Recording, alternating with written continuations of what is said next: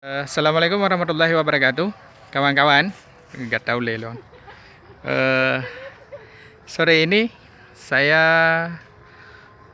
ke tempat kawan, kebetulan di sekitaran rumah atau halaman rumah, ya. Mereka memanfaatkannya dengan bercocok tanam, ya, seperti ini. Nah, ini loh kawan-kawan. Mereka menanam bayam, ya, menanam bayam, dan bayam ini sudah bisa dipanen. Itu, ya, sudah ada yang sudah bisa dipanen. Kemudian di belakangnya itu ada yang sudah bisa dijadikan bibit. Nah, semacam ini. Nah, ini sudah bisa buat bibit ininya. Ini nantinya yang diambil dijadikan bibit.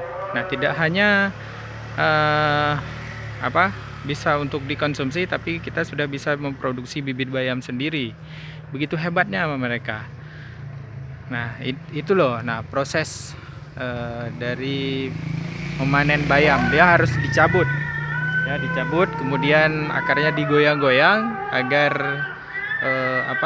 tanah yang lengket di akarnya bayam tersebut bisa jatuh dan nanti akan dibilas dengan air sehingga bayamnya sudah bisa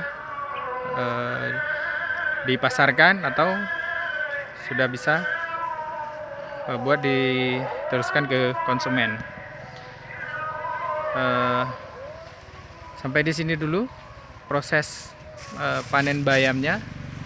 Saya akhiri, wabillahi taufiq wal hidayah. Assalamualaikum warahmatullahi wabarakatuh.